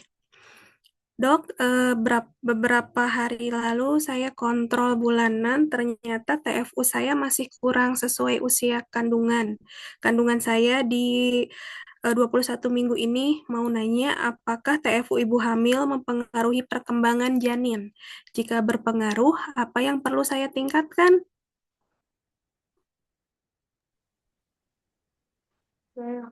Sebenarnya gini, tinggi fundus utara ya atau tinggi rahim itu adalah salah satu parameter yang bisa dijadikan screening awal untuk kita menilai apakah perkembangan kehamilan sesuai dengan usia kehamilan atau tidak. Tapi banyak juga faktor lain yang bisa mempengaruhi apa ya pengukuran dari tinggi fundus ini menjadi akurat atau tidak. Misalnya ketebalan perut ibu itu juga bisa mempengaruhi. Misalnya ibu yang cenderung gemuk mungkin TFU-nya akan sedikit lebih tinggi, sedangkan kurus TFU-nya bisa jadi lebih rendah. Nah seperti itu. Intinya sih pada saat misalnya pada proses pemeriksaan fisik ya, pada saat ditemukan oh tinggi fundusnya kok kurang ya, tidak sesuai dengan usia kehamilannya. Yang perlu dilakukan adalah proses konfirmasi. Satu, memastikan apakah memang usia kehamilannya betul sesuai seperti yang dicatat selama ini.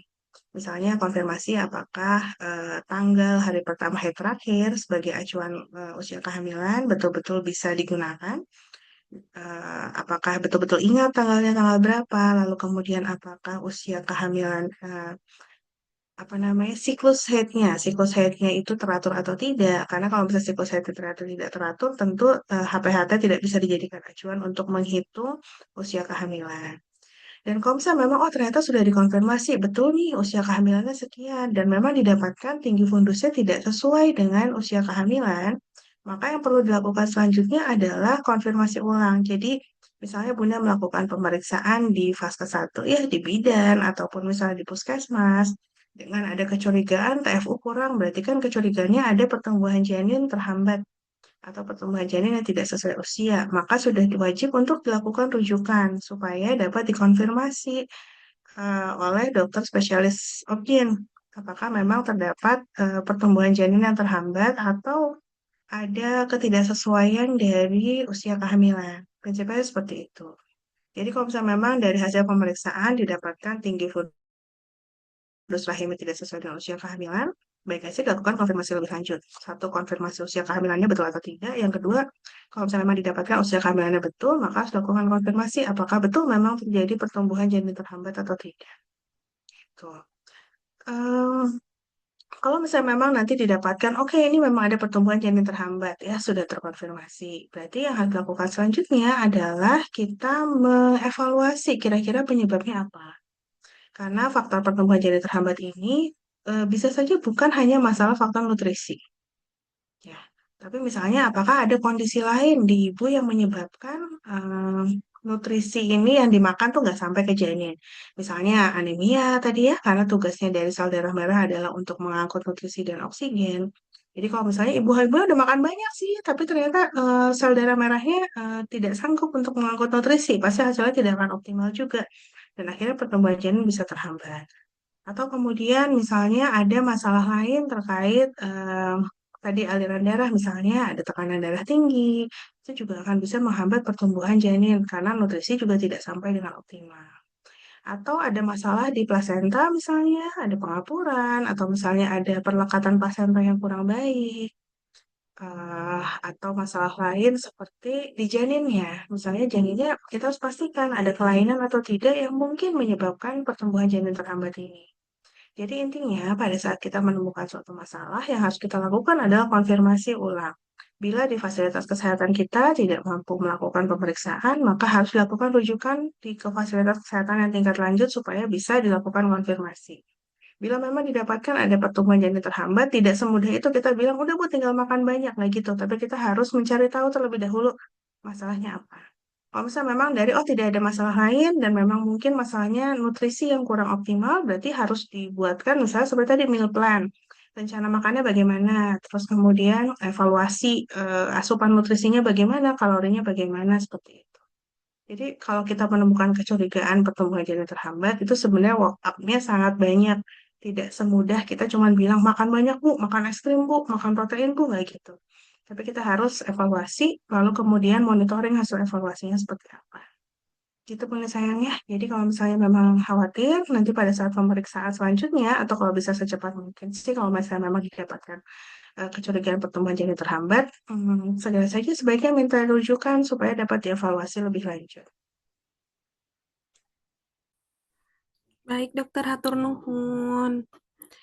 Jadi tetap ya Bun harus dikonfirmasi lagi karena kalau tinggi fundus itu biasanya kan dihitungnya manual ya, pakai Metlin biasanya sama bidan kalau di puskesmas. Jadi harus dikonfirmasi lagi melalui USG gitu ya Bun ya. Ini masih sebenarnya ini masih banyak pertanyaan di kolom chat. Cuma karena kita keterbatasan waktu, eh, untuk pertanyaan yang belum terjawab, boleh nanti dilanjut di grup trimester 2 aja ya, Bun. Baik, Bunda. Tidak terasa, kita sudah sampai di penghujung sesi pada malam hari ini. Terima kasih banyak untuk Bunda yang sudah meluangkan waktu menyimak materi dan aktif bertanya dari awal hingga akhir. Semoga ilmu yang dibagikan ini bisa menjadi bekal yang bermanfaat untuk bunda-bunda semua dalam menemani perjalanan kehamilan bundanya. Sebelum kita benar-benar menutup sesi Zoom pada malam hari ini, kita akan foto bersama terlebih dahulu ya. Bunda, boleh yang bisa open kamera, boleh kita open kamera ya. Eh, Nanti pastikan wajah terlihat jelas dan berikan senyum terbaiknya ya, Bun. Nanti kita akan hitung bersama-sama. Teteh admin udah siap ya? Siap, Kita Bunda. foto ya, siap. 3, 2, 1. Sekali lagi. 3, 2, 1. Ini ada sesuatu gitu. Sekali lagi. 3, 2, 1. Bunda-bunda yang belum absensi, jangan lupa absensi dulu ya. Link absensinya ada di kolom chat. Mohon dipastikan sudah terisi sampai selesai. Baik, Bunda, terima kasih banyak atas kebersamaan kita di Sekolah Ibu Hamil pada malam hari ini. Sampai jumpa di pertemuan berikutnya. Jangan lupa PR dari Dokter Afinya eh, dikerjakan ya Bun ya. Nanti di pertemuan berikutnya akan dibahas. Semoga Bunda selalu sehat, bahagia, dan dimudahkan hingga waktu persalinan nanti. Saya Bidan Anggit, mohon pamit. Wassalamualaikum warahmatullahi wabarakatuh. Waalaikumsalam warahmatullahi wabarakatuh.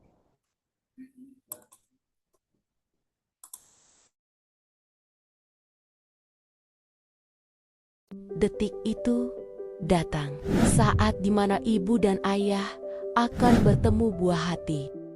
Di sini, persalinan bukan ketakutan, karena ibu didampingi, dijaga, dan didengar. Bunda masih sakit ya? Mau dikompres hangat? Setiap keputusan kita ambil bersama. Setiap detak dipantau dengan teliti, karena setiap detik kami di sini. Alhamdulillah, bayinya sudah lahir ya, laki-laki. Alhamdulillah, makasih ya Bunda ya. Alhamdulillah Bunda, selamat ya udah bersalin, semoga cepat pulih. Ayah sekarang udah boleh ngadanin, mangga silakan kalau mau ngadanin ya. Allahu Akbar, Allahu Akbar. Kami beri waktu untuk bonding pertama.